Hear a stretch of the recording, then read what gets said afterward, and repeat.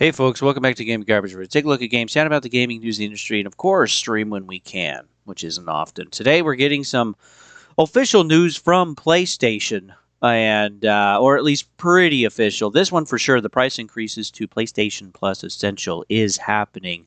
It is happening in select regions. This is PlayStation's Twitter right here, or whatever they call it now. But yeah, roughly we're getting a 10% increase kind of across the board, roughly, or 15% increase depending on where you are. And this is, this is frustrating. This is affecting the 1 month and the 3 month subscriptions.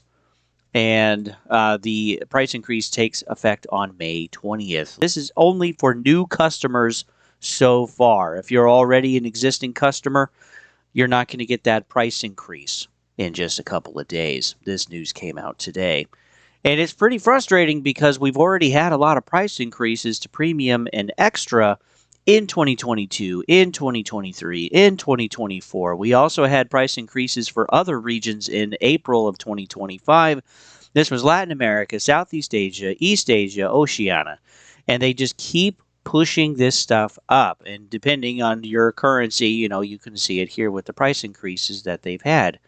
But man, it is just getting out of control. And, they keep saying that, oh, it's because of market conditions. Here we go. Ongoing market conditions. And yeah, the economies of the world are not in a healthy place for companies or for us. But again, it does not help us maintain any level of hobby even at this point, or even just being able to live somewhere. But yeah, this is just getting insane. But yeah, we're having it again. We're having price increases annually somewhere in the world or all over the world ever since 2022. That is expensive. Also, the whole point with raising prices and monetizing the player base, this was February of 2026 this year, so just 3 months ago. They wanted to monetize existing PlayStation 5 players as a way to avoid raising console prices. Well, we already know they did that for the base PlayStation, the Slim, the Pro, which is now $900, which is insane. At least you guys get a PSSR 2.0. That's nice from Project Amethyst. But also, they raised the prices on their refurbished models, an extra $100. So no matter which way you're looking at it, and they've increased some accessories too over time, just like most of the other console companies have. But yeah, this is incredibly frustrating because their entire strategy of trying to not raise prices, of trying to just do certain parts of the world, of trying to just raise costs somewhere else, not working, because they know if they raise prices that they're ultimately going to cut out multiple people. Now, the good thing with this, but this is getting frustrating because just people can already not afford stuff, and then one of the only hobbies that they have left, they're just it's becoming too expensive. We got other news today from Jason Schreier. PlayStation Studio Business CEO Herman Hulst told staff in a town hall Monday morning that the company's narrative single-player games will now be PlayStation exclusive. This confirms the Bloomberg report from earlier this year. So that is officially happening. This means like Wolverine and Saros and Intergalactic in 2027 and whatever else is coming is going to be exclusive just to PlayStation consoles. They're not going to bring it to the PC stores. And maybe that means, too, that they're also not going to be making their own PlayStation storefront for PCs. Maybe they're not going to do that. But again, I don't think this is necessarily a good idea because, they definitely need the money. And when we take a look at the PlayStation exclusives, well, they have sold really well, some of them, right? But Helldivers has been their big boy. It's been doing wonderful. But yeah, they've made, now this is accounting for the 30% that Steam gets, but $1.2 billion on Steam with 43 million copies of PlayStation Studios games. And Helldivers, they didn't even make. They just sourced it out to somebody else. So it's kind of like a second-party game. But Horizon, God of War, Days Gone, and Spider-Man, well, those are all older copies, and these are the top ones. And this also means, which is, kind of insane, this is November of last year, that the current releases that we've had, well, they actually haven't sold well on Steam. And they're averaging, if we do the math, at least gross, they're averaging roughly around like 400 million a year. in sales, which I mean isn't bad. And again, the ports, they don't cost very much to make, maybe 10 million or less, probably less in most cases. But again, if you're not getting your sales on Steam in a open market, well, maybe they're not as good as people think they are. Even Sony, right? So yeah, they're going back to solidifying to that exclusive model. Their multiplayer is still going to be going everywhere else, and yes, probably even to Xbox, which I think is good, and they can get some money from that. But again, their multiplayer offerings are not great. Marathon, while it's still being supported, yes, is nowhere near profitable. They're changing aspects of their game too. They're working on a PvE mode. That's from Marathon's website themselves, or their channel, and they're also bringing a PvP light mode to make it more casualized. Because again, people aren't playing, they're not sticking around, they're not buying. Also, we have Fair Games. Apparently, that's still coming at some point, but again, I don't think that's going to sell very well at all. We also have Project Gummy Bears. That's another live service game from Sony, from Team LFG, which again, I don't think that's going to sell well either. And then there's also Horizon Hunters Gathering, and I don't think that's going to sell well either, because again, that's just not what people are looking for. People are looking for the single player experiences. And I think they know that. I think that's why they're making single player completely exclusive on PlayStation now. But I don't think it's really going to help them get sales. I don't think it's really going to help them actually sell those games. We had Soros. There's roughly 92 million consoles out there for PlayStation 5 across all of the models. And Soros, according to Elena Analytics, only sold roughly 300,000 copies. That is not good. They are pretty far from, again, being profitable. So if this doesn't work, they will revert back and put stuff on PC or put more things on Xbox, because again, the companies are just going to need the money, and the math doesn't math. Let's take a look at the stock in the company here. They've had pretty good earnings for the most part. They've had some surprises in revenue drop, but again, they've had pretty good amounts. But yeah, the revenue is not quite coming in like they were hoping in most cases. But overall, things have been okay. Well, this was their latest one, and they had more earnings. They had better revenue just by a little bit than they anticipated. After their last earnings report, again, this this really shot up. This really kind of went insane. But again, we're kind of stopping out right here around $22, $23 a share.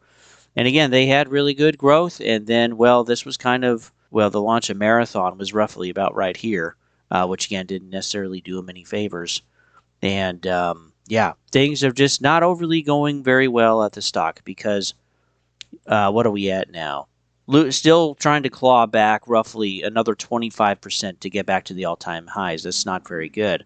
We take a look at their again, that was a pretty big miss for them. Also, too, this luckily is going up. So we were at 52%, negative 52%. Now we're at negative 34%. So yeah, the payout ratio is getting better.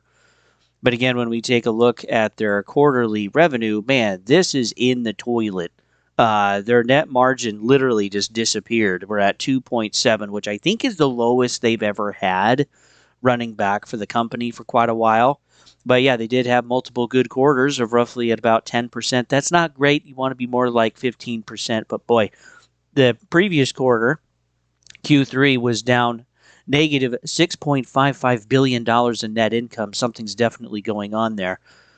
They also canned their financial department. They're changing how they're making their TVs, doing a deal with TCL, which is a Chinese company. And then they're also making changes with their movies a little bit. And then, now they're making changes at PlayStation, again, trying to make more money. And then, this is their profit now. And even with really good revenue of $19.3 billion, they only made about $500 million in profit, which is not great. Take a look annually, they've still just kind of been bouncing around. It's been really hard for them to actually maintain anything above 10%. It's just not going overly well. So one thing that was really good here to see actually was their net debt.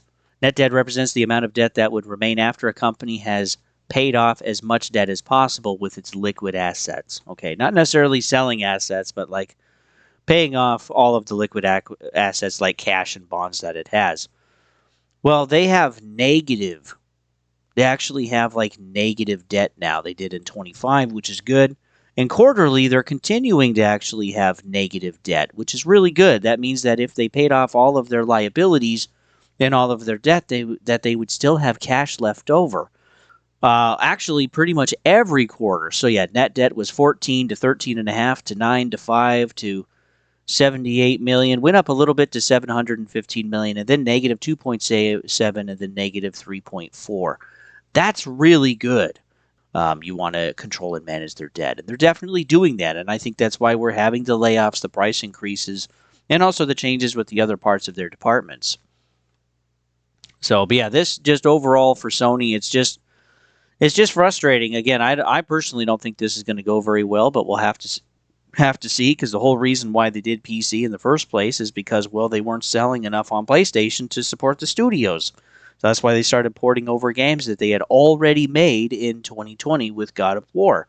Well, now they're reverting on that, and it was kind of an experiment for 6 to 7 years to see what would happen, but yeah, that is frustrating. And then, yeah, we're just having more price increases again and continuing to monetize the player base. And again, it's all about the money. I mean, they've also removed their rewards program. So, like, you can't earn credit that way and kind of give yourself discounts. I don't know. I think they're going the wrong way. Now, it works for Nintendo because, well, it's very, very cheap for them, but things are getting more expensive. Nintendo is also not selling like they thought. And the Switch 2 is not doing as well, and that's now going to be $500 instead of $450. So that sucks. And they already also raised their cost for the Switch 1. And they've also raised the cost of their games. And now they've also added physical being an extra $10. And then there's a lot of stuff, too, that's going to be paywalled, including party chat, which is insane. And then PlayStation is going the same way. What I'm appreciating about Xbox is that they've actually lowered Game Pass Ultimate. They're bringing free updates to the platform, which is nice stuff that the community's been asking for quite some time. And they're not getting rid of Play Anywhere. They're not getting rid of Game Pass. They're still expanding their store, which is almost twice as big as what PlayStation's is. And then, yeah, if you don't want to buy the hardware, you don't have to. They just want you to be able to buy the games, which that is more player-friendly, just like Steam. And then Xbox Helix is basically going to be a PC. And maybe this is part of the move that we're seeing with pulling games off of PC because, well, they know that Xbox players are going to be able to buy them, at roughly 30 to 40 million players. I don't know. We'll have to see what it works, but usually pulling back and trying to become more of a, quote, premium product usually just means more money for the player that they have to spend for the same product or worse product down the road. We've seen that with plenty of companies.